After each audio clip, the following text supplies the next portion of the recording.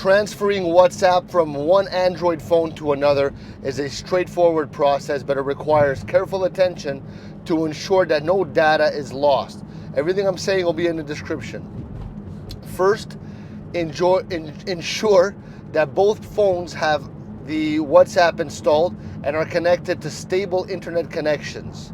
On the old phone, open the WhatsApp, go to settings, then click on chats, and then select chat backup. Here you choose to back up your chat history to Google Drive. Then you make sure that you're using the same Google account on both devices.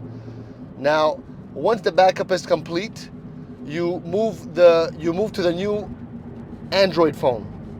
Okay? You move to the new Android phone. You install WhatsApp from the Google Play Store if it's not already installed. And when you open the app, it's going to prompt you to verify your phone number. And after the verification, WhatsApp will detect the backup. It will detect the backup on your Google Drive and ask you if you want to restore your chats. Okay, so you select restore, and then the process will begin. Now, once the restoration is complete, your chats, media files, and settings should be transferred to the new device.